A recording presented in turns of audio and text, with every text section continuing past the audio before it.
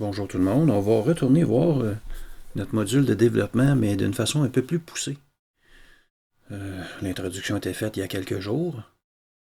Ici, dans mon menu fichier, je peux faire ouvrir un élément récent. Et c'est mon dernier fichier brut ARW de Sony. Je ne me souviens plus si c'était Ding ou Dong, un des inséparables. Comme vous pouvez voir, automatiquement, on s'en va dans le module de développement. Mais des points intéressants à vérifier. Voyez-vous ici, on est en RVB alpha 32 bits HDR. Et nous avons quelques outils au haut de notre écran. Le premier outil, c'est pour voir notre image plein écran. On pourrait utiliser le deuxième pour voir notre développement avant-après avec un séparateur qui est mobile de gauche à droite ou encore deux écrans pour voir avant et après. Ici, les symboles qu'on peut voir pour synchroniser avant, après ou échanger, c'est justement à travers les deux fenêtres. Par la suite, complètement au bout, ici, nous avons des outils de magnétisme et de pixels, des enlignements, mais ça, c'est à travers le photo persona, c'est pas à travers le développement. Puis on a ici des avertisseurs pour les hautes lumières et pour les basses lumières. Je vais augmenter mon exposition pour voir jusqu'à quel point je peux aller sans avoir de surexposition pour que mes blancs soient éclatés. Vous voyez ici, on commence à être brûlé. Et il y a un certain délai parce que mon ordinateur, c'est une vieille machine de 2012. Ça y prend un certain temps avant de pouvoir afficher les problèmes. Fait que si je viens écraser mes points noirs, vous voyez en bleu, c'est les noirs qui sont cramés. Et en rouge, ce sont les hautes lumières qui sont surexposées. Il y avait d'autres modules qu'on a passés très rapidement. Je voudrais quand même discuter un peu avec vous. On a un onglet ici, Détails. Automatiquement, la réduction de bruit est déjà activée. Mais on a Affinage des détails. Et ça, c'est un module vraiment très, très, très intéressant. On peut jouer en pourcentage sur le rayon qu'on veut activer. Je vais aller à 50%. On peut jouer sur la quantité de détails que je veux accentuer. Et avec un petit délai, vous voyez que le plumage de l'oiseau commence à s'afficher. On peut aller chercher de très très très beaux détails avec cet onglet.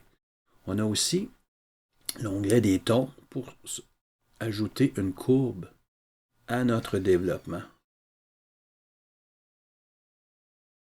Mais c'est bien beau d'utiliser le module de développement pour voir tous ces détails-là. On peut le faire avec plaisir. Mais moi, je préfère vous montrer un autre outil, un autre onglet qui fait un très beau travail avec les mêmes outils, mais encore plus puissant. On va développer notre photo. Maintenant, elle s'en va dans un module, s'en va dans le module de photo. On est en mode pixelarisé, donc on n'est plus en langage brut. Et vous pouvez voir qu'on est toujours en mode RVB alpha 32 bits. Donc, sous le menu document, on peut redonner un format qui est plus standard. Moi, j'aime beaucoup le RVB 16 bits parce que si je sauvegarde mon fichier en TIFF, le 16 bits, il y a vraiment une meilleure qualité de couleur pardon, que le 8 bits. Et vous voyez maintenant un histogramme qui est mieux reconnu, qu'on est plus habitué de voir parce qu'on n'est plus dans le mode 32 bits. Mais pour retourner voir nos détails, on a un super de beau module ici. Le Tone Mapping Persona pour justement aller peaufiner les tons. Normalement, on utilise ces paramètres-là lorsqu'on fait une fusion HDR. Un petit peu plus tard, je vais vous montrer comment que moi je travaille mes HDR avec du bracketing et on va aller carrément dans ce mode de fusion-là qui va utiliser le même module. Donc ici, on a une espèce de travail qui se fait pour la reproduction des tons de notre image, autant les noirs que les tons moyens que les hautes lumières. Et on a un paquet de paramètres qui sont similaires aux onglets de détails qu'on a vus tantôt. mais qui sont répertoriés tout en la même place. Pour les débutants, parce que moi, j'ai passé plusieurs heures à regarder tous ces paramètres avec ce module-là, je le trouve vraiment, vraiment, vraiment très performant. Si on va au niveau de l'affichage, on va voir dans notre studio, on peut aller chercher des pré-réglages.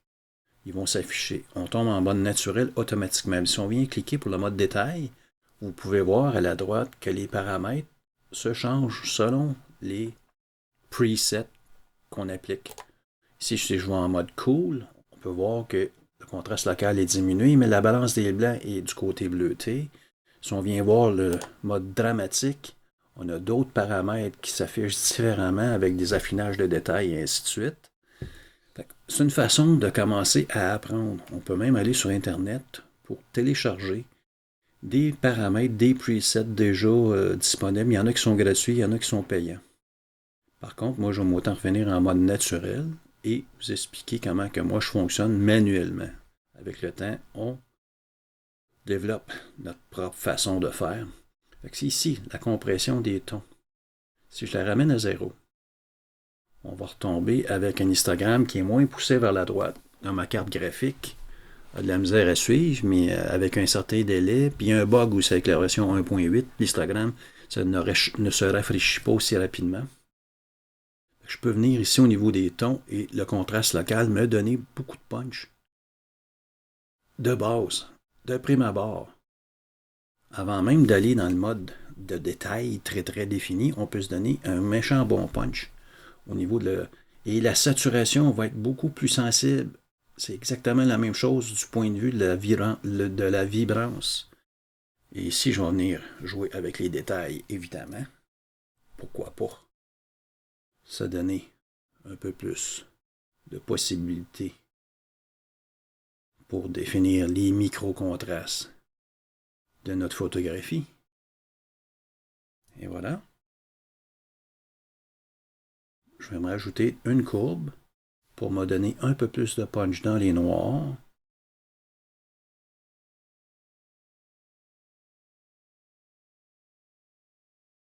Ici, on a un développement vraiment plus détaillé et ce sont des ajustements très minimes qui ont un très grand impact sur notre photographie. Je vais appliquer mon changement de ton, ma compression de ton. Et un des avantages d'Affinity Photo que Photoshop n'a pas, dans le menu Fichier, on peut enregistrer l'historique dans le document. Fait que si on veut prêter notre fichier à quelqu'un d'autre, il va voir toutes les étapes à travers lesquelles on a passé pour faire notre photographie dans le fond. On pourrait compléter davantage avec maintenant un calque de luminosité et contraste que je vais mettre en mode luminosité ici.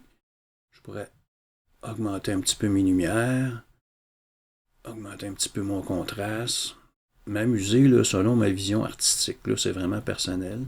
C'est chacun ses goûts. On pourrait ajouter des vignettes et ainsi de suite. On peut voir l'historique ici complètement dans le bas. On est arrivé avec un développement de photos très ordinaire. On a converti nos couleurs. On a joué avec la reproduction des tons. On a ajouté un calque de luminosité.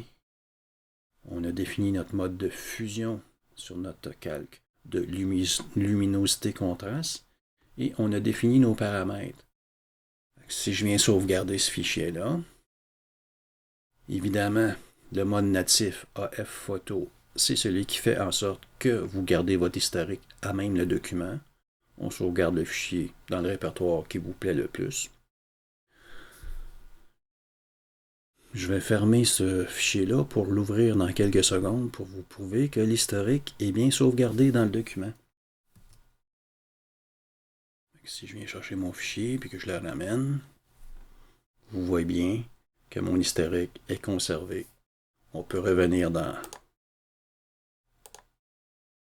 Et si je reviens complètement au début, vous voyez là, j'ai une photo extrêmement noire parce qu'on ne la voit plus en mode 32 bits, on la voit à travers un écran 16 bits. Si je le ramène pour convertir mes couleurs, vous voyez mon histogramme a eu le temps de se rafraîchir par rapport à l'autre qui était complètement écrasé. Ça, c'est normal parce qu'on n'est plus en mode 32 bits de base. On a fait une reproduction des tons pour donner plus de contraste. Vous voyez mon histogramme qui se rafraîchit plus rapidement. On a ajouté un calque de luminosité pour changer le mode de fusion et par la suite éclaircir un peu. Et vous voyez qu'on a un histogramme pas mal complet.